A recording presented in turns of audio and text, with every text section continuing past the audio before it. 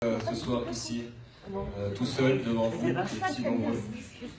Vraiment. Pour ceux qui se demanderaient à quel effet ça fait de se retrouver tout seul sur scène, c'est un peu le même effet dans ton rêve quand t'es petit. Tu rêves, t'es à l'école et tu te rends compte que t'as plus de froc. C'est exactement le même effet que ça fait. Je suis pas mécontent d'être là, parce que j'aimerais pas être à votre place non plus, rester 2h30 assis sur scène comme ça, enfin, regarder des gens raconter leur vie, ça me donne pas non plus envie. Du coup, je suis très content d'être là, vraiment. Alors moi, je vais me présenter, je m'appelle Médité.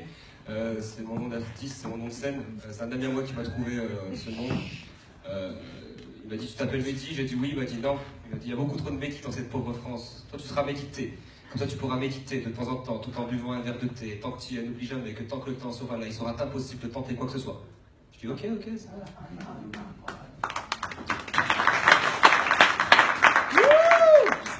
Putain, il vous en fout peu.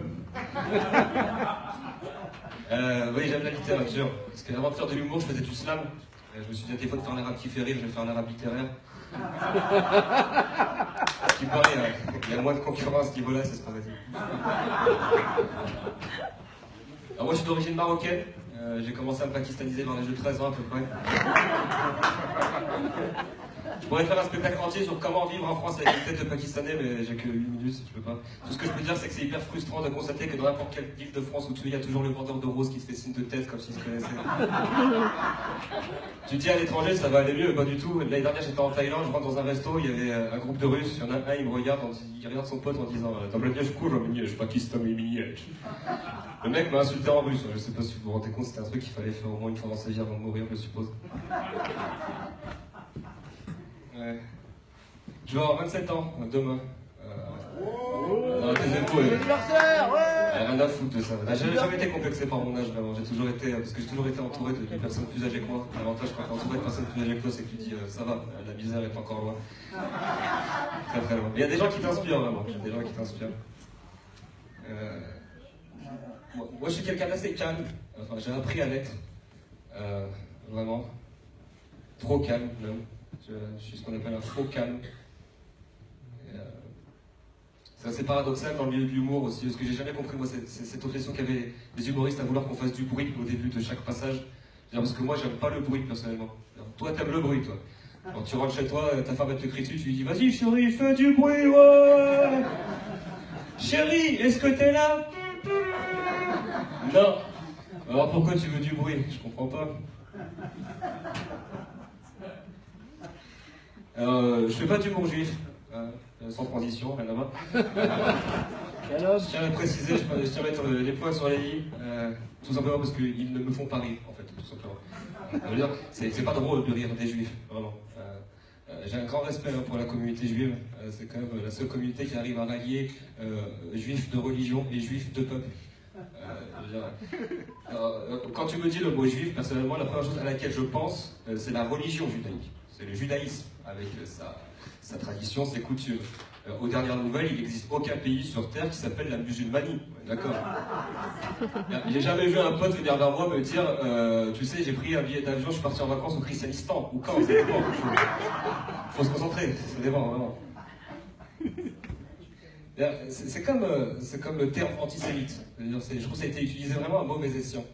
Quand vous prenez le terme antisémite, enfin, anti, tu enlèves, on a compris, hein, antibiotique, antihistaminique, antiparabène, mais le terme sémite, je vous invite vraiment chez vous à regarder la définition de ce mot-là. Mais attention, quand je vous dis regardez chez vous, c'est pas sur Wikistarful, hein, c'est dictionnaire Larousse, hein, tout simple, hein, aucun problème. Dictionnaire je suis charnier, sans problème. On m'a dit fais attention avec l'humour juif quand même, Mehdi, parce que... Dieu donné. Non, on m'a dit un jour après tes passages humoristiques, tu vas rentrer chez toi, on va te la faire à la Coluche. C'est à quoi j'ai répondu avec fierté, je m'en fous, j'ai pas le permis moto. Il m'a dit, mais t'étais le 28 octobre quand même, fais attention. Je dis, ça va. Et pendant qu'il parlait, et puis moi dans ma tête, ça faisait un peu...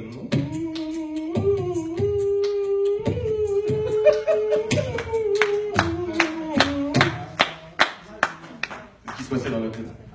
Je suis pas beatboxer en fait. Un beatboxer, c'est un peu un humoriste qui sait pas trop parler. Hommage à mes amis beatboxers quand même. Je me suis toujours demandé pourquoi en France les gens étaient aussi froids et aigris. Et en fait j'ai trouvé pourquoi. Parce que les gens sont constipés en fait. Il y a des gens constipés dans la salle, levez la main. Tous en bonne santé. C'est super. C'est une amie à moi qui m'a dit un jour je suis pas allé aux toilettes depuis 4 jours. Comment tu fais ne serait-ce que pour respirer, quoi. Moi, ça m'arrive, je déprime vraiment. C'est 3 fois par jour minimum, quoi. Moi, je mange une mangue le matin, 1 heure après, elle est au chiottes. Hein. C'est 50 minutes inside à l'intérieur. Okay. Moi, c'est pas ma bouffe que je prends en photo, d'accord? Ouais. On dit que le ventre, c'est un deuxième cerveau. Putain, moi, à ce niveau-là, je suis surdoué, vraiment. Je ne crois plus au mot artiste. Depuis que j'ai fait la connaissance de monsieur Piero Manzoni. Piero Manzoni, c'est un Italien, un artiste italien qui est né en 1933 et qui est mort en 1963. Il est mort très jeune.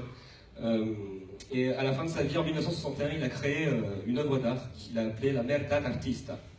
Œuvre d'art qui consiste à rassembler 90 petits cylindres de 6 cm de diamètre afin d'y sceller à l'intérieur ses propres excréments. Aujourd'hui, ces 30 grammes se vendent 120 000 €. Quand je pense moi au million que j'ai jeté à l'eau en tirant la chasse. Et j'ai encore voulu la nuit, moi, pour de vrai. Je me suis mis à la place de cet homme, vraiment, parce que ça m'arrive souvent de me mettre à la place des morts. Et je me suis dit, franchement, le mec, à la fin de sa vie, il était vraiment au bout de sa vie, quoi. Tu vois, littéralement, tu vois. Il a dû se dire, ok, tout le monde me prend pour la merda, bene, et tout a posto, stai tranquillo, mi caca en la boca. 30 euros, 130 000 €. Pour mes enfants, que, y'en a pas, ah, merda. Non. J'ai eu sa réincarnation, moi. En même temps, quand tu t'y penches bien, tu dis ça s'est passé en 1963, et quand tu regardes aujourd'hui en 2018, il y en a beaucoup qui ont réussi aujourd'hui en France en faisant de la merde. C'est vrai, n'est-ce pas, monsieur Nasri? Je ne veux pas dire que ce que vous faites c'est de la merde, ça dépend du point de vue de chacun. Quoi. Non, je vous respecte, monsieur Nasri, vraiment. Grand homme, monsieur Nasri. Monsieur Nasri, j'appelle Charlie Nasri. Depuis qu'on s'est en ami sur Facebook, il est sur toutes les photos, les gars. Un jour, il fait un petit futsal tranquille au calme. Un autre jour, il se prend en selfie à côté d'une petite enfant handicapée. Une autre fois, il va voir les Miss France, les Miss Rhône qui sont des vrais handicapés. Mais c'est quoi le problème, monsieur Nasri? Dites-nous la vérité. Vous avez des clones? Vous vous clonez? C'est ça le truc? Vous avez des clones partout à Lyon? Incroyable. Merci en tout cas, monsieur Nasri, pour cette invitation. Vraiment, pour cette première et dernière fois, du coup, maintenant, je suppose. En tout cas, j'ai jamais été vraiment un lion. J'ai toujours été un loup solitaire, sachez-le. Si ça s'était appelé les chiens de la case du rire, à la rigueur, oui. J'aurais trouvé une petite dimension humoristique et là, je me serais un peu plus investi. Mais, maintenant, à vous, membre du jury. Une petite brochette.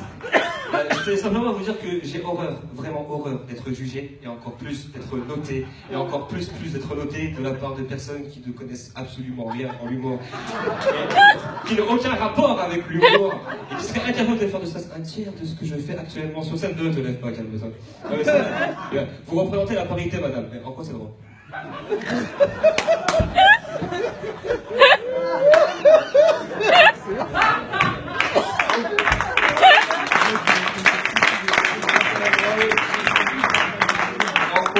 Alors t'es pas en danse, tu vas me mettre un 3 parce que je t'ai passé une petite danse du ventre. Et alors je tiens, avec amour évidemment, messieurs, dames des jurés, à vous dire que officiellement je vous pisse dessus d'une hausse. Et je vous invite d'ores et déjà à me mettre un 1, comme ça moi aussi je pourrais vous en mettre un, comme ça on sera 2.